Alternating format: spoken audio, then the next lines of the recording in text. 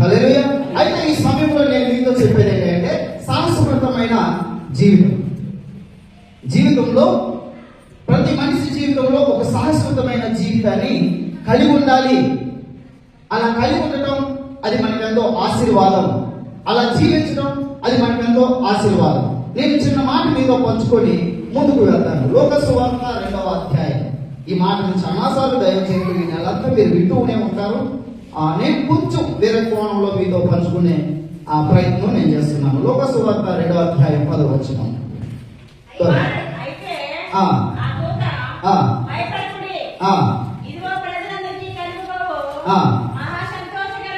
మహా సంతోషకరమైన శుభవర్తమానం నేను మీకు తెలియజేయుచున్నాను. దావీదు పట్టణమందు నేడు రక్షకుడు మీ కొరకు పుట్టి ఉన్నాడు. ఈయన ప్రభువైన క్రీస్తు. హల్లెలూయా. దావీదు పట్టణమందు నేడు రక్షకుడు మీ కొరకు పుట్టి ఉన్నాడు. ఇక్కడ దావీదు పట్టణమందు నీ కొరకు, నా కొరకు, మనందరి కొరకు ఇందాక దాకా అయ్యగారు చాలా చక్కని విషయాలు, అనుభవపూర్వకమైన విషయాలు మనతో పంచుకున్నారు. ఆయన ఈ లోకానికి ఎందుకు వచ్చాడు? మన పాపాన్ని తొలగించడానికి వచ్చాడు. నశించిన దాన్ని వెతకి రక్షించడానికి వచ్చాడు. మనకి పరలోకానికి చేర్చడానికి వచ్చాడు. మన సింహాసనం మీద ఉంచడానికి వచ్చాడు. మనకి మహిమ కిరీటాన్ని ఆయన ఇవ్వడానికి వచ్చాడు. అందుకు మనం ఏం చేయాలంటే ఆయనకి లోపడాలి. హల్లెలూయా. ఆయనకి లోపడాలి. అయ్యగారు చెప్పిన విషయాలు మంచిది. అయితే నేను ఏమన్నానంటే సంఘముగా మనందరం లోపడుతున్నాం. సంఘంగా లోపడ్డారు కాబట్టి మీరు అన్నట్టే కాదంటారు. అయితే లోపడటం ప్రాముఖ్యమే కానీ సాహసం చాలా ప్రాముఖ్యమైనది. ఈ మాట నేను మీతో పంచుకొని ముందుకు వెళ్తాను. లోక సువార్త 1వ అధ్యాయము 38వ వచనం. నేను మ్యాక్సిమం లోక సువార్తలోనే ఉంటాను. బయటికి వెళ్ళే ప్రయత్నం ఒకసారి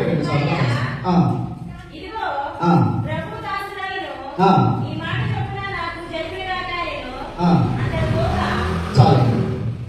ఇక్కడ మరియ గారితో ఆ దూత చెప్తే దూత గారు ఒక మాట ఏమంటున్నారంటే, అందుకు మరియ ఇదిగో ప్రభు దాసురాలను, నీ మాట చొప్పున నాకు జరుగును. లోబడటం ఒకటి, అటువంటి జీవితానికి మనము మార్చుకోవడం మరొకటి. ఇక్కడ ఏంటంటే ఈ మాటను మనం చాలా సునాయాసంగా చిన్నగా ఏదో చదివాములే అన్నట్టు తీసుకుంటున్నాం. కానీ ఈ మాట వెనకాల ఎంత సాహసోక్తమైన జీవితం దాగుంది అంటే ఒక్కసారి మనం ఆ విషయాన్ని ఆలోచించాలి. హల్లెలూయా. ఇక్కడ ఏమంటుంది మరి గారు, ప్రభు దాసురాల్ని నీ మాట చొప్పున నాకు జరుగును అని కింద 1వ అధ్యాయము 34వ వచనం. 1వ అధ్యాయము 34వ వచనం.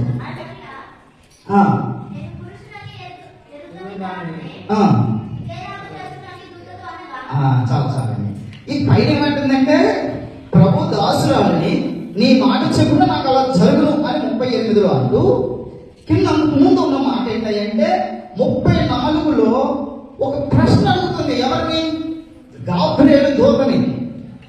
దేవుని ప్రత్యక్షత పొందుకున్న మరియ గారు దూతను అడుగుతుంది. ఏమని అంటే, నేను పురుషుని ఎరిగిన దానిని అని. అయితే ఒక విషయం చాలా జాగ్రత్తగా గమనించండి. ఇది అపనమ్మకం అందామా, ఆలోచించదగిన విషయం అందామా? మీకు అర్థం అవుతుందా? అడగటం అపనమ్మకం అందామా, ఆలోచించదగిన విషయం అందామా? ఆలోచించదగిన విషయం. అపనమ్మకం అని అంటున్నా. ఇదే విషయం ఇంకా ముందుకు వెళ్తే జక్కయ్య గారు, ఎలిజబెత్ గారి జీవితంలో దేవుని క్రమం చెప్పున యాజకత్వం చేస్తుండగా వారికి కూడా దూత ప్రత్యక్షమయ్యి ఆయనతో చెప్తుంది, ఇదిగో నీకు కుమారుడు అనుగ్రహింపబడతాడు అని చెప్పినప్పుడు ఆయన ఏమన్నాడంటే, ఇది నాకు ఎలా జరుగుతుంది అన్నాడు. ఆయనకు రుజువు ఉంది, జరగడానికి ఆయనకు రుజువు ఉంది. ఏం రుజువు ఉందండి? అబ్రహాం గారి జీవితంలో జరిగిన రుజువు లేదా? అన్నా గారి జీవితంలో జరిగిన రుజువు లేదా? అంతకు ముందు పాత నిబంధన ప్రకారంగా బిడ్డలు లేని వారి జీవితంలో దేవుడు అనుగ్రహించిన గర్భఫలం అనే ఒక గొప్ప కార్యాలు ఈ బైబిల్లో లేవా? ఉన్నాయండి? లేవండి? ఉన్నాయా? ఉన్నాయి కదా. రైట్. ఆయనకు రుజువు ఉంది.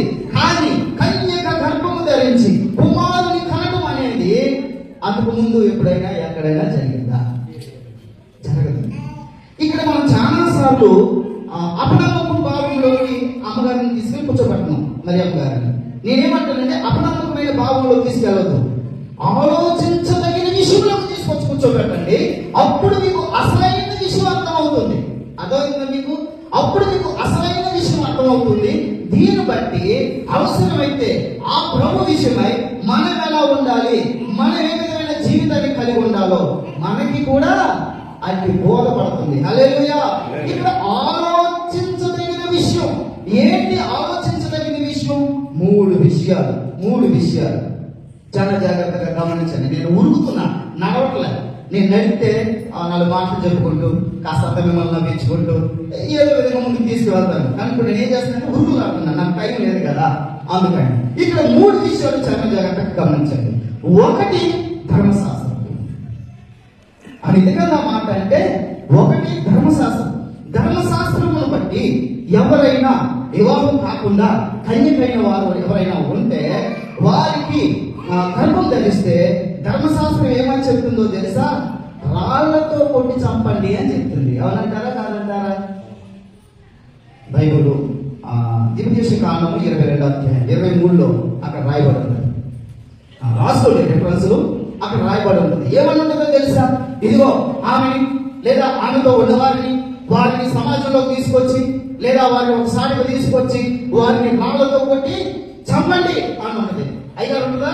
కన్యకైన చిన్నది ప్రదానం చేయబడిన తర్వాత ఒకడు ఊరిలో ఆమెను కలుసుకొని ఆమెతో శయనించిన కదా ఆ ఊరి ధర్మయార్థకు వారిద్దరిని తీసుకుని వచ్చి ఆ చిన్నది ఊరిలో కేకలు వేయించున్నందున ఆమెను తన పొరుగు వారిని భార్యను అవమానపరిచినందున ఆ మనుషుని రాళ్ళతో చావబట్టవలను. అట్లా ఆ చెడుతనము తన ఇక్కడ 2 విషయాలు. ఎవరైనా అత్యాచారం ఆమె చేస్తే ఆ పాత నిబంధన ప్రకారంగా అరవాలంట. నన్ను కాపాడండి అనవాలి. అప్పుడు అది పాపం కాదు. అరవకుండా లోపడితే అది పాపం. కానీ ఇక్కడ ఆమె ఎదుట ఏముందో తెలుసా? వారు ఇంకా కొత్త నిబంధనలోకి రాలే. వారు ఇంకా పాత నిబంధన ధర్మశాస్త్రం కిందే వారు ఉన్నారు.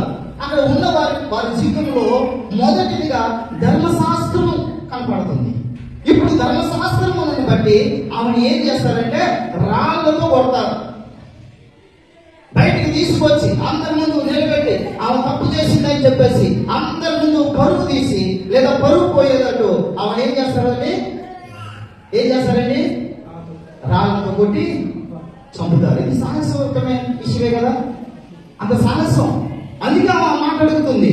2వ విషయాన్ని మనం చాలా జాగ్రత్తగా గమనిస్తే సమాజం. యోహాను సువార్త 8వ అధ్యాయము ఆ 1 నుండి 11 వరకు అక్కడ చాలా జాగ్రత్తగా గమనిస్తే యేసుక్రీస్తు వారు మార్గంలో పోవచ్చుండగా అక్కడ ఉన్న వారు ఒక ఆమెను తీసుకొచ్చి ఇదిగో ఏమే వ్యభిచారం చేసింది, బోధకుడా ఏమి ఏం చేయాలి? ఎవరిని బట్టి అడుగుతున్నారు? ధర్మశాస్త్రాన్ని బట్టి, ధర్మశాస్త్రాన్ని ముందు పెట్టి. ఇంకో విషయం చాలా జాగ్రత్తగా గమనించాలంటే యేసు ప్రభు వారిని ఈ విధంగా చిక్కు ప్రశ్నలు ప్రయత్నాలు చేస్తున్నారు. హల్లెలూయా. ఒక విషయం జాగ్రత్తగా గమనించండి. ప్రశ్నించేవాడు ఈ రోజు చాలా రకాల ప్రశ్నలు ఆ బైబిల్ విషయంలో అడుగుతున్నాడు. వాడు చాలా మూర్ఖుడు, వాడు దుష్టుని సమానం. ప్రశ్నార్థమైన జీవితంగా భక్తి జీవితం ముందుకు వెళ్ళి స్థిరపడవచ్చు, కానీ బ్రతికే ప్రశ్నార్థంగా ఉంటే వాడు కూడా ఒక క్వశ్చన్ మార్కే. అందుకే నేను ముందు మీకు 2 ప్రశ్నలకు జవాబు చెప్పాను. హల్లెలూయా. ఇక్కడ సమాజము వచ్చి బోధకుడు ఏం చేయాలి? రాళ్ళతో కూడా చంపాలి. సమాజం అందరూ ఏంటంటే అక్కడ ఉన్న వాళ్ళందరూ పట్టుకొని ఉరికిస్తున్నారండి. ఆమె పట్టుకొని ఈడ్చుకుంటూ వస్తున్నారండి. నా చిన్నతనంలో మా తాతల ముత్తాతల సమయంలో అలా ఎవరైనా పట్టుకుంటే వాళ్ళు చెట్టు కట్టేసి కింద ముళ్ళు దుంపలు పెట్టి పైనేమో సంచిలో ఇసుకేసి వారి నెత్తి మీద పెట్టి వారిని కట్టేసేవారు. వారిని ఎంతో హాని చేసేవారు, వారిని ఎంతో ఇబ్బందులు పెట్టేవారు, వారిని ఎంతో పరుగు తీసే ప్రయత్నము వారి ఏడలు చేసేవారు. ఇటువంటి అప్పుడే కాదు, ఇప్పటికీ ఇంకా పల్లెటూరులో జరుగుతుంది. ఇప్పుడు కొత్త సిస్టమ్ ఏమొచ్చిందో తెలుసా? వారి మీద తప్పు మోపుతున్నారు, తప్పుకు వ్యవసాయించాలి. ఇదేం కర్మ అర్థం కాదు. మంచి చెప్పండి రా నాయన, నేను చెప్పండి రా నాయన. సరే ఆ పరిస్థితులు ఎందుకు వచ్చినాయో అర్థం చేసుకోండి రా నాయన. ఆ విషయంలో నుండి వినిపించండి, లేదా ఒక దైవికమైన సహవాసంలో తీసుకొచ్చి ఒక శ్రేష్టమైన మంచి బోధ, మంచి మాటలు ఉపదేశం దాని నుండి తొలగిపోకుండా వారి జీవితాలు కట్టబడతాయి అనే దాంట్లో కాకుండా ఏం చేస్తారో తెలుసా? మా పల్లెటూరులో మా సైడ్ ఎక్కువ జరుగుతుంది. ఇదిగో ఏమో ఒక 30,000 ఆడొక 30,000 డబ్బులు కట్టేస్తే వెళ్ళిపోవచ్చు. అర్థమవుతుందా? ఎప్పుడైనా చూసారా ఈ పరిస్థితి? మీరు ఎక్కడైనా మీ పల్లెటూరు నుండే వచ్చింది? మ్యాక్సిమం అంతే కదండి, పల్లెటూరులో అదే జరుగుతుంది. వాళ్ళిద్దరు తీసుకొచ్చి పెద్దల ముందు నిలబెట్టి వీడికి ఒక 20,000 ఆమెకు ఒక 20,000 కట్టేసి వాళ్ళిద్దరిని విడిచిపెట్టేస్తారు. మరి ఆ తర్వాత ఏం చేస్తారు? 20,000 అంటే వీళ్ళు చక్కగా ఎంజాయ్ చేస్తారు. ఊర్లో ఒక పప్పు వేసి పెట్టండి, ఎవరైనా తప్పు చేసి దొరికారంటే పండుగ మనకు ఇప్పుడు క్రిస్మస్ ఎలాగో వాళ్ళకి ఆ రోజు పండుగ పనులు అందరూ ఆ పొట్టు రైస్ కూర్చుంటారు. ఏం చేయాలి, ఏంటి, ఎంత వసూలు చేయాలి, కులం మీద డబ్బులు రావాలి, దాని మీద డబ్బులు రావాలి, దీని మీద డబ్బులు రావాలి, సచ్చినోడి మీద పేడ లేకుంటే బుద్ధులు. అర్థమవుతుందా? ఇటువంటి సమాజం ఉంది. ఇక్కడ ఎవరెదురుండి మరియమ్మ గారి ఎదుట. మూడో విషయం నేను మీతో పంచుకుంటున్నాను. మూడో విషయం, ప్రధానం చేయబడిన వాడు. వీళ్ళంటే ధర్మశాస్త్రం సరే వాళ్ళు అనుసరించారు ధర్మశాస్త్ర విషయంలో, రెండోది సమాజం విషయంలో, మూడోది ప్రధానం చేయబడిన వాడు జీవితాంతం తన జీవితాంతం కలిసి జీవించవలసిన వాడు. అర్థమైందా? ఇది ఎంత శోధనకరమైన పరిస్థితి అండి, ఎంత బాధాకరమైన పరిస్థితి అండి, ఎంత ఇబ్బందికరమైన పరిస్థితి అండి. ఈ మూడింటిని ఆలోచిస్తుంది. ఇక్కడ కూడా మనం జాగ్రత్తగా గమనిస్తే మత్తయి సువార్త 1:19 ఇక్కడ నేను యేసోబు గారిని హృదయపూర్వకంగా గౌరవిస్తున్నాను. హల్లెలూయా. ఇక్కడ కూడా చాలా జాగ్రత్తగా గమనించండి. ఇక్కడ మరియమ్మ గారిని విడనాడే ప్రయత్నము యేసోబు గారు చేశారంటారా చేయలేదంటారా? చేశారంటారా? ఎలా చేశారంటారు? చాలా జాగ్రత్త. ఇక్కడ మనం ఆలోచించవలసిన విషయం ఏంటంటే రహస్యమందు. ఎవరికి రహస్యమందు? ప్రజలకు రహస్యమందు ఆవిడ విడనాడాలని ఉద్దేశించాడు. ఏమండి? ఆవిడ ముందున్న మాట చూడండి, అవమానపరచనొల్లక. ఈ మాట గుర్తుపెట్టుకోండి. అబ్బా, నిజంగా కుటుంబ జీవితంలో భార్య భర్తల మధ్య ఈ యొక్క ఒక అద్భుతమైన మనసు కలుగుంటే ఎంత సంతోషమో తెలుసండి. నా భార్య ఎట్లాంటిది, నా భార్య అట్లాంటిది, నా భార్య ఇది చేసింది, నా భార్య అది చేసింది అని చెప్పేసి డబ్బా కూడా చెప్పుకుంటేవారు. నా భర్త ఇటువంటి వాడు, నా భర్త ఇటువంటి వాడు, నా భర్త అలా తాగుతాడు, నా భర్త అలా తిరుగుతాడని డబ్బా కొట్టుకొని చెప్పుకుంటే ప్రయత్నం చేస్తారు. దీన్ని బట్టి జరిగేది ఏంటో చెప్పనా? నీ గుట్టు రొట్టె అయితే తప్ప, నీ బరువు పోవడం తప్ప, నీ కుటుంబం బరువు పోవడం తప్ప నీకు మిగిలేదు కానీ, నీకు వచ్చేది కానీ మరొకటి ఏది లేదు. నాకు అమ్మగారు అన్నారు, జ్ఞానవంతురాలు తన ఇల్లు కట్టుకోను, మూర్ఖురాలు ఏం చేస్తుందండి? ఓర్చుకున్నదే. ఇక ప్రతి విషయంలో ఇదే. కానీ ఇక్కడ ఒక జ్ఞానంతో, ఒక మంచి మనసుతో యేసయ్య గారు ఏం చేశారో తెలుసా? అవమానపరచనొల్లక రహస్యమందు ఆవను విడనాడ ఉద్దేశించెను. అంటే చాలా విషయం చాలా జాగ్రత్తగా గమనించండి. రహస్యం అనండి ఎవరికి చెప్పకుండా, నేను అనుకుంటున్నాను, బహుశా ఇది నా ఆలోచనతో కలిగింది, నేను అనుకుంటున్నాను ఎవరికి చెప్పకుండా గోత్రాంలో వెళ్ళిపోయాను. ఎవరు? యేసయ్య గారు. ఎందుకని అంటే అక్కడ ఉన్న మనుషులకు మనసు చంపుకొని ఆమె వివాహం చేసుకోలేరు, కాపురము చేయలేరు. అవునంటారా కాదంటారా? ఆమెని అవమానము పరచలేడు. ఇప్పుడు ఏం చేయాలంటే నేను దూరంగా వెళ్ళిపోవాలి. దూరంగా వెళ్ళిపోతే జరిగేది ఏంటంటే యేసయ్య చూసావా ఎంత పని చేశాడో? ప్రదానం చేసుకున్నాడు, ప్రదానం చేసుకొని కడుపు చేసి వెళ్ళిపోయాడు. ఈరోజు ఈ బిడ్డకి కారణం యేసయ్యే. అందుకే ఇలా చేసి వెళ్ళిపోదామని చూశాడు. అందుకే వెళ్ళిపోయాడు. ఎక్కడున్నాడో పట్టుకొని నిందకండి అని. ఒక అద్భుతమైన సత్యం ఏంటంటే ఆ నిందను తన మీద వేసుకునే ప్రయత్నం చేశాడు. హల్లెలూయా. ఒక విషయం చెప్తా వినండి. మరియమ్మ గారు గర్భం ధరించడానికి, పరిశుద్ధాత్మని పొందుకొని గర్భం ధరించడానికి, దేవుని చిత్తానుసారంగా ఈ లోకానికి రక్షకుని మన ప్రభు అయిన యేసుక్రీస్తు వారిని అనుగ్రహించడానికి, హల్లెలూయా, అనుగ్రహించడానికి ప్రదానము చేయబడింది కాబట్టి మరియమ్మ గారిని ఎన్నుకున్నాడు దేవుడు. వాస్తవం గమనించాలి. ప్రదానం చేయబడింది కాబట్టి మరియమ్మ గారిని ఎన్నుకున్నాడు దేవుడు. హల్లెలూయా. అది ఒక అద్భుతమైన సంకల్పం అండి. భార్యాభర్తల జీవితంలో దేవుడు ఆది అంటే వారి ఇద్దరి పట్ల ఒక గొప్ప ప్రణాళిక కలిగి ఉన్నాడు. ఈ విషయం మనం అర్థం చేసుకోవాలి. ఎందుకు అంటే ఇక్కడ మరియ గారు ఏ గోత్రానికి దేనికి సంబంధించిన వారంటే లేవీయులకు సంబంధించిన వారు, వారు ఆరాధికులు. అందుకే నీ బంధువురాలైన ఎలిజబెత్ పలానా సాట్ ఉంది. వాళ్ళు ఏం చేసేవారు? లేవి యాజకత్వం చేసేవారు. కానీ ఇక్కడ ఒక విషయం మనం గమనిస్తే యేసేపు ఎవరండి? యోదా గోత్రానికి సంబంధించిన వాడు. హల్లెలూయా. ఎవరండి యేసేపు? యోదా గోత్రానికి సంబంధించిన వాడు, దావీదు వంశస్థుడు. ఇదిగో దావీదు అక్కడ పైన మత్తయి సువార్త 1వ అధ్యాయంలో కిందికి రాయబడి ఉంటుంది. యేసుక్రీస్తు జననమేమనగా ఆయన తల్లి అయిన మరియు యేసేపుకు ప్రదానము చేయబడిన తర్వాత యేసేపుకు ప్రదానం చేయబడిన తర్వాత ఇంకా దీని గురించి మనం మాట్లాడుకుంటే ఇంకా కొంచెం ముందుకు వెళ్ళాలనుకుంటే ఒక విషయాన్ని మేఘా 5:2 కూడా చూడండి ఒకసారి. తోడుకోండి. బెత్లెహేము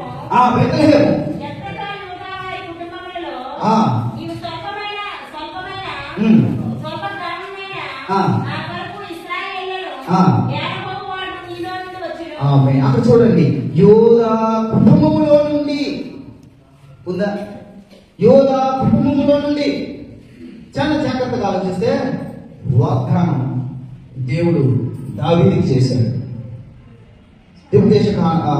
అక్కడ దినవృత్తాంతంలో మనం చాలా జాగ్రత్తగా చూస్తే అక్కడ ఎప్పుడు దేవుడు ఏం చేశాడంటే నీ సింహాసనం నేను స్థిరంగా ఉంచుతాను, నీ రాజ్యం నేను స్థిరంగా ఉంచుతానని అక్కడ దావీదుకు వాగ్దానం చేశాడు. వాగ్దానం చేసిన వాడు నమ్మదగిన వాడు. హల్లెలూయా. దేవుడు నేను ఈ సమయంలో అడుగుతున్నాను, మీకేమైనా వాగ్దానాలు దేవుడు చేశాడా? మీరు వాగ్దానాలు పొందుకున్నారా? అయితే నేను నిజం చెప్తున్నాను, బహుశా వాగ్దానాలు మీ జీవితంలో జరిగితే ఆయనకి కృతజ్ఞత కలిగి ఉండండి. వాగ్దానాలు జరగకపోతే వాగ్దానం కోసం కనిపెట్టి సిద్ధంగా ఉండండి. ఎందుకంటే నా ప్రభు తన నిర్ణయ కాలమును బట్టి అబ్రహాంతో 21వ అధ్యాయం ఆదికాండం 21వ అధ్యాయంలో ఇదిగో ఆయన నిర్ణయ కాలమును బట్టి జరిగేస్తాడు. నీ కాలంలో నువ్వు ఆశించినట్టు జరిగితే అది అద్భుతం అవుతాయి. హల్లెలూయా. అద్భుతం అవ్వాలంటే ఎప్పుడు అవ్వాలి? నాకు అమ్మగారు చెప్తున్నారు, ఇదిగో నువ్వు ఈ క్రిస్మస్కి వచ్చావు, మళ్ళీ వచ్చే క్రిస్మస్కి నువ్వు ఏం కలుగుతావు? ఎవరిని కలిగి ఉంటావు?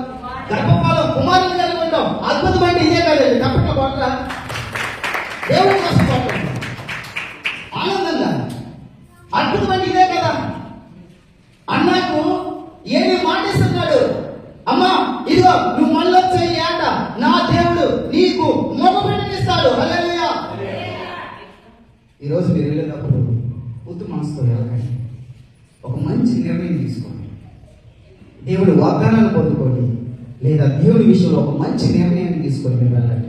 మీ జీవితంలో వేసి ఇంకెంతకాలం వెలుగే ఉందాం, ఇంకెంతకాలం వెలుగే జీవితం, ఇంకెంతకాలం మన పరిస్థితులను బట్టి మన కోసము మన అవకాశాల కోసము మనం ఇంకెంతవరకు అడుక్కుంటే బ్రతుకుతాం? అడుక్కుంటే బ్రతుకుతారు, సాహసవంతమైన బ్రతుకు బ్రతుకుతాం. హల్లెలూయా. దేవుడి కొరకు సాహసవంతమైన జీవితాన్ని కలిగి ఉందాం. ఇక్కడ చాలా జాగ్రత్తగా గమనిస్తే ఎవరి కుటుంబంలో నుండి వస్తాడు? యోదా వారి కుటుంబంలో నుండే. ఇక్కడ ఈ మూడు విషయాలు తన ఎదుట ఉన్నాయి కాబట్టి నేను పురుషుల్ని ఎరగని దానినే నాకు ఎలా జరుగుతుంది? ప్రాణముతో సెలగాటం. ప్రభు కోసం జీవితాన్ని అర్పించడం ఎక్కడ? ప్రభు కోసం సాహసం చేయడం ఎక్కడ? ప్రాణమైన పోయినా పర్లేదు, నేను నా ప్రభు కోసం సిద్ధపడి నా ప్రభు కోసం నేను నిలబడి నా ప్రభు చిత్తమును ఆయన రాజ్యము కోసము నా జీవితాన్ని నేను ఆయన కోసం నిలబెట్టాలి అని మరియమ్మ గారు చిన్న వయసు అని బైబిల్లో రాయబడింది. 34 సంవత్సరాలు కొమ్ములు తిరిగిన విశ్వాసని మరొకటి నాకు రాయబడలేదు. ఆమె యవనస్తురాలు, ఆమె చిన్న వయసు అయినప్పటికీ నా ప్రభు చిత్తము, నా ప్రభు దాసురాన్ని ఆయన చిత్తమే జరుగులు కాక. ఎంతమంది మాట్లాడగలుగుతారు అంటారా? మనస్ఫూర్తిగా నేను ఒకటి చెప్తున్నాను, మీ జీవితంలో నేను ఏమంటానంటే, మేము ఏదో తెమ్మనంటున్నా, ఒక్కసారి నిన్ను సృష్టించిన నీ సృష్టికర్తకు నీ చేతులెత్తి, ప్రభా నన్ను సృష్టించిన దేవా, నన్ను నిర్మించిన దేవా, నా తల్లి కడుపులో నన్ను పిండముగా రూపించిన వాడా, నీ చిత్తమే నా జీవితంలో జరుగును కాక, నీ చిత్తమే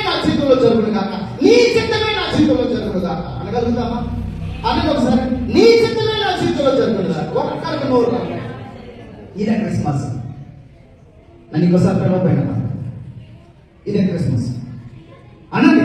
నీ చిత్తమే, నీ చిత్తమే, నీ చిత్తమే, నీ చిత్తమే, నీ చిత్తమే, నీ చిత్తమే, నా జీవితంలో, నా జీవితంలో, నా కుటుంబ జీవితంలో, నా కుటుంబ జీవితంలో, నా ఆత్మీయ జీవితంలో, ఆత్మీయ జీవితంలో, యేసు నామములో యేసు నామములో జరుగునుగాక.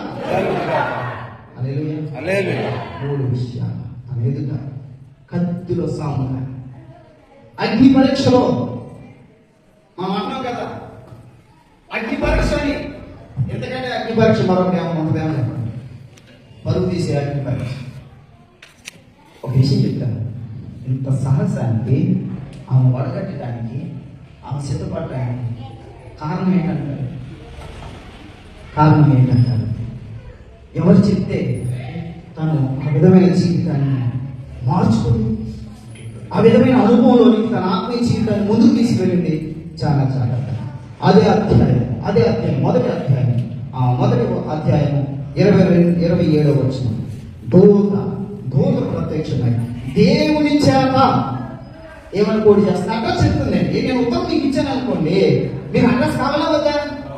అడ్రస్ లేకుండా నేను ఉత్తరం ఇస్తే మీరు తీసుకుంటారా? అడ్రస్ తెలియని మీ ఇంటికి వస్తే మీరు నన్ను చేర్చుకుంటారా? చెప్పండి. చేసుకోవాలి. అడ్రస్ కావాలి. ఇక్కడ ఒక అడ్రస్ ఉంది. ఆత్మీయ జీవితాన్ని తన భక్తికి ఒక అడ్రస్ ఉంది. తను చేసే కార్యానికి ఒక అడ్రస్ ఉంది. చదవమ్మా మాట త్వరగా 1:27 లోకసువార్త. బయటకైతే అర్థం ఇక్కడే ఉంటాను. లోకసు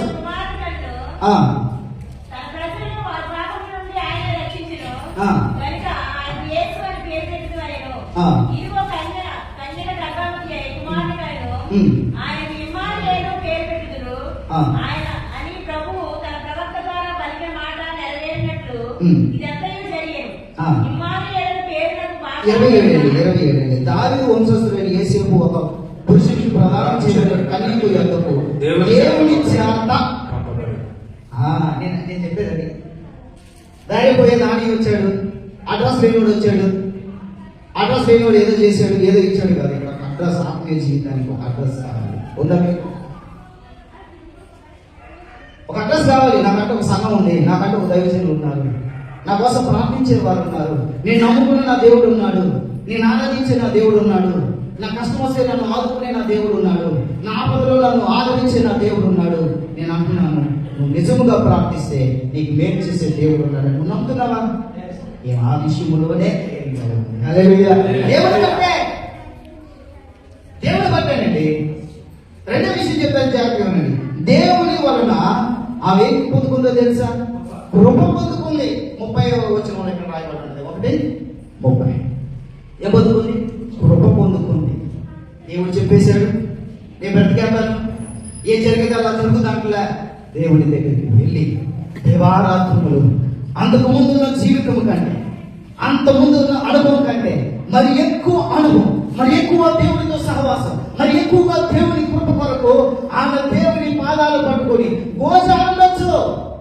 దేవా, నన్ను అర్థం చేసుకునేది నీవే మాట ఇచ్చావు అయ్యా, నీవు తప్ప ఇంకెవ్వరూ నన్ను అర్థం చేసుకోలేరు, నీవు తప్ప నా జీవితంలో ఎవరు మేలు చేయరు అయ్యా, నీ కృప లేకుంటే నేను బ్రతకలేను నాయనా అని ప్రభు దగ్గర దేవారాత్రములు ప్రభుని పాదాలు పట్టుకుని అనుకుండొచ్చు. హల్లెలూయా. ఇక్కడ కాసేపు నిలబడటానికి నా పడిగాపులు మీతో నిజం చెప్తున్నాను. నా పడిగాపులు కడుగుతున్నాను. నాకంటే సీనియర్లు ఉన్నారు, నా తల్లి లాంటి వాళ్ళు ఉన్నారు, అనుభవం కలిగిన వాళ్ళు మీరు ఉన్నారు, మంచి బైబుల్ ట్రైనింగ్ చేసిన పండితులు అయ్యగారు ఇక్కడ ఉన్నారు, నాకంటే చాలా సీనియర్. నేను మహేష్ దగ్గర చాలా విషయాలు నేర్చుకుంటాను. ధైర్యంగా చెప్తున్నాను. నన్ను పెంచాడని కొమ్ములు చూపే చెప్పలేదు. నేను మహేష్ దగ్గర చాలా విషయాలు నేర్చుకుంటాను. నాకు బైబిల్లో ఉన్న చాలా విషయాలు నాకు అర్థం కాకపోతే ఆయనకి ఫోన్ చేసి వస్తాను. చెప్తున్నాను. ఇక్కడ నిలబడటం వరకు ఆయన చెప్పిన కానుండి ప్రభు సన్నిధిలో ఎన్నిసార్లు ప్రభువా గర్భం ధరించిన ఏమ్మా అమ్మా అంటారు కదా, అంటారా లేదా? అవునంటారు కదంటారా? నా బాధలు అయ్యే వాక్యం అంటే నిజమే. గర్భమే మూలగాలి ప్రభు దగ్గర మూలగాలి. అయ్యా అయ్యా అయ్యా ఎస్ఐయా ఎస్ఐయా ఎస్ఐయా కన్నీరు దాకా తప్పదండి. వాక్యం చేత పట్టేది అనుకుంటున్నాం. చాలా విలువైనది, అద్భుతమైనది. అది దేవుని కృప ద్వారా కలిగే. ఇంకో విషయం చెప్తున్నాను. 1:48 దేవుని యందు ఆత్మ నా రక్షకుడు ఆనందమై హల్లెలూయా. ఆ ఆనందం ఎక్కడ ఎదుర్కొందండి?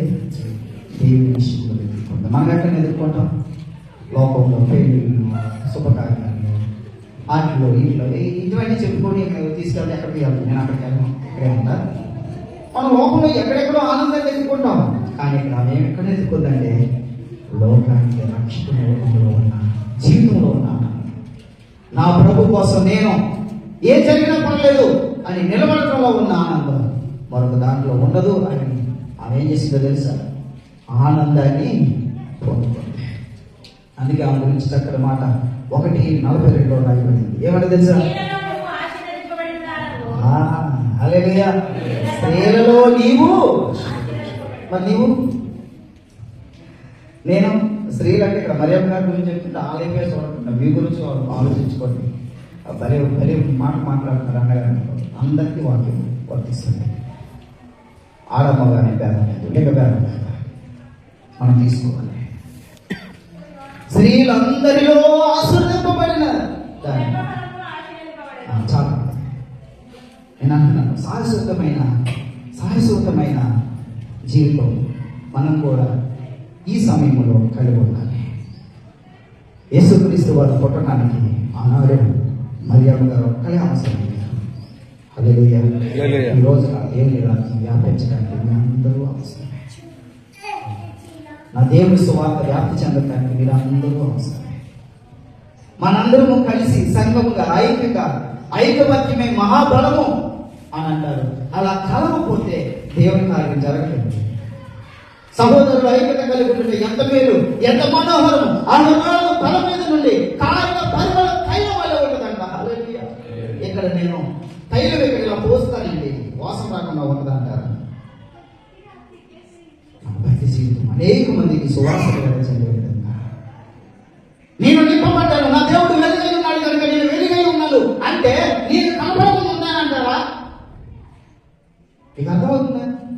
సముద్రంలో చేపలు పట్టడానికి వెళ్తారు బోట్ల మీద. ఆ ధరణ ఉన్న వారికి, ఈ ధరణ ఉన్న వారికి, ఆ ధరణ ఉన్న వారికి, ఈ ధరణ ఉన్న వారికి ఏం కనిపిస్తుందో చెప్పనా? వారు వెలిగించిన దీపమే కనిపిస్తుంది. హల్లెలూయా. ఈ రోజు లోకంలో కనిపించాలి నా ప్రభు కోసం, నా దేవుడి కోసం కనిపించాలి, నా దేవుడి కోసం నువ్వు నిలబడాలి, నా దేవుడి కోసం శాశ్వతమైన జీవితాన్ని నువ్వు కలిగి ఉండాలి, సాహసాన్ని కలిగి ఉండాలి. ఊరికి చదువులేదండి, నిజం చెప్తున్నాను. కానీ ఒక విషయం చెప్తాను వినండి. నా దగ్గర 20 మంది 15 మంది పనిచేసేవారు. నేను వెళ్ళి పనిచేసేవాడిని, పెద్ద షెడ్ వేసేవాడిని. చిన్నప్పటి నుండి వర్క్లోనే ఉన్నాను. ఇప్పటికీ నేనైతే నాకు 50,000 తక్కువ రావు, 40,000 తక్కువ రావు. ఒకప్పుడు నేను కలవ వెళ్ళినప్పుడు ఈ జేబులు డబ్బులు ఈ జేబులు డబ్బులు మా వాళ్ళు చూసేవాడు. పలసర బండి ఒక రేంజ్ ఉండండి. దేవుడు నాతో మాట్లాడాడండి. నా సేవకులు రా, నేను వాడుకుంటాను. నేను ప్రభు సన్నిధిలో అడిగాను. కొంతమంది అన్నారు నీకు చదువు లేదు, ఏమీ లేదు అన్నారు. నేను అనుకున్నా, నాతో దేవుడు చెప్పినప్పుడు ఇదిగో ఏమని చెప్పి విద్యలేని పాపం నేను వాడుకుంటే పిచ్చోడా నిన్ను నేను ఎందుకు వాడుకోను? నువ్వు నిలబడి నేను నీకు వాడుకుంటా. నా దేవుడి కోసం 3 లక్షల రూపాయల సామానం, వెళ్లి నిషులు, కడి నిషులు అన్ని మా ఇంట్లో పడితే మా తమ్ముడు అవసరం వచ్చినప్పుడల్లా ఒకటి బాబేసుకున్నాడు. హల్లెలూయా. చెప్తున్నాను, ఇది నేను అనుకుంటాను కోసం కాదు, నా దేవుడు కనపడాలి. నా దేవుడు నా జీవితాన్ని నిలబెట్టాడండి. నా ప్రభు నా జీవితంలో వేడి చేశాడండి. ఎన్నో సుఖుండాల మధ్య, ఎన్నో అవంతరాల మధ్య, అయ్యో ఈ సేవ నేను చేయలేనే, అయ్యో నా వల్ల కాదే, అయ్యో అని నేను వెళ్తున్నప్పుడు నా ప్రభు ప్రతిసారి నన్ను పలకరిస్తూ, నన్ను బలపరుస్తూ, నన్ను నింపుతూ ఉన్నాడండి. నేను ఈరోజు నేను కలిగిన వాటిని బట్టి, నేను కలిగిన సహవాసాన్ని బట్టి, నాకు ఇచ్చిన వాళ్ళందరిని బట్టి నేను అతిశయిస్తాను. మీకు సంగతి తెలుసా? కీర్తన గ్రంథం 20వ అధ్యాయము 7వ వచనంలో ఉంది. ఏంటో తెలుసా? రథములను బట్టి, గుర్రములను బట్టి నేను అతిశయించట్లేదు, కానీ మనమైతే మన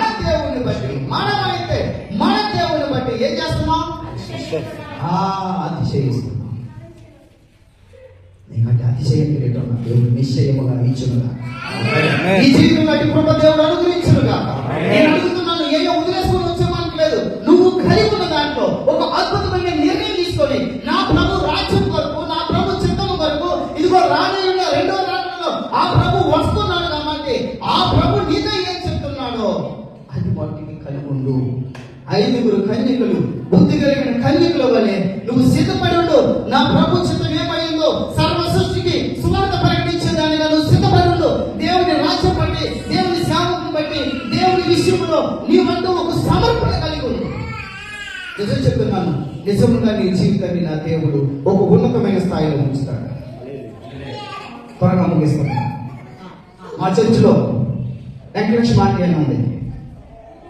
మా అమ్మగారు ఆమె సువార్త చేస్తే ఆమె యేసునామములో మారు మనసు పొంది బాప్తిసం తీసుకుంది. నిజం చెప్తున్నాను వినండి, ఆనాటి నుండి ఈనాటి వరకు ఎంత త్యాగపూరితమైన జీవితమో తెలుసా మీకు? తన బిడ్డకి 70,000 2009లో 70,000 దాచుకుంది పెళ్లి కోసం. పెళ్లికి వచ్చిన బిడ్డ ఉంది. మేము అందరం పునాది చేసాం.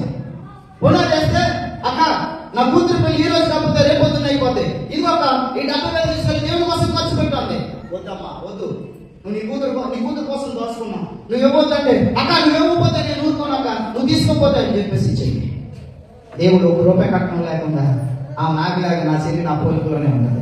హల్లెలూయా. కానీ మా బావగారు బహు అందంగా ఉన్నాడు. హల్లెలూయా. సుకుమారంగా ఉన్నాడు. ఎంత ఉంటాడు చక్కగా. నిజంగా మీరు చూపిస్తే ఆశ్చర్యపోతారు. ఎప్పటికీ అదే మనసు కలుగుతాడు. ఎప్పటికీ దేవుని సేవకులుగా నేనంటే దేవుని బిడ్డలైన వారు ఎవరు వెళ్ళినా నా తల్లి ఏం చేసిందో తెలియదు, ఎక్కడ తెచ్చిపెట్టిందో తెలియదు. నా సేవకుని యొక్క అవసరతలు ఏ ఉన్నాయో అవన్నీ నెరవేర్చింది. హల్లెలూయా. ఇప్పటికీ మహేష్ తెలిసేసారు అమ్మతో కాదంట. వీళ్ళు కూడా 6 నెలలు సంవత్సరం ఉన్నారట. ఆమె ఇంట్లోనే మా చర్చిలో 3 దైవ సేవకులు వచ్చారు. ఈయన, ఇంకొక దానియేలు గారు, ఇంకొక ఆయన రవి శాంసన్ అని ఆయన వచ్చినప్పుడు వాళ్ళందరినీ పోషించింది ఆమె. దేవుడి కోసం నిలబడితే దేవుడు ఆమెకేమీ తప్పు చేయలేదు. దేవుడేమీ తప్పు చేయలేదు. నేను అడుగుతున్నాను, నా దేవుడు మీకేమీ తప్పు చేయదు. నా దేవుడు ఏమీ మీకు తప్పు చేయదు. తగిన సమయంలో మీ జీవితంలో వేడి చేయాలని నా ప్రభు ఇష్టపడుతున్నాడు. హల్లెలూయా. కలుసుకొని చిన్న ప్రార్థనతో ముందుకు త్వరగా చిన్న పాట పాడుతాం. హృదయాన్ని సమర్పించుకుందాం, మనసును సమర్పించుకుందాం. సమయాన్ని ఒకరు కళ్ళు మూసుకుంటే ప్రభా ఆనాడు లోకరక్షకుడు ప్రభు అయిన యేసుక్రీస్తు లోకానికి కలగటానికి తండ్రి ఎంతో సాహసపూరితమైన జీవితాన్ని కలిగి ఉన్నాయా సరియా. ఈరోజు మేము నీ 2వ రాకడలో మేము సిద్ధపడటానికి మేము కూడా నువ్వేం చెప్పావో, ఏ విధమైన జీవితాన్ని కలిగి ఉండమన్నావో అటు జీవితాన్ని మేము కలిగి ఉండాలయ్యా. మాతో మాట్లాడేవయ్యా అన్నవారు మీ పెదవులు తెరవండి. మనస్ఫూర్తిగా మీ పెదవులు మర్చిపోండి. నా ప్రభు నీతో మాట్లాడాడు కనుక ఆ మాటను బట్టి నీ పెదవులు తెలిసి ప్రభుని అడుగు. హల్లెలూయా. హల్లెలూయా. అడుగుదాం. సుగుణాల సంపన్నుడా, సుదిగానాల వారసుడా, జీవింతును నిత్యము నీ నీడలో, ఆస్వాదింతును నీ మాటల మకరందము, జీవింతును నిత్యము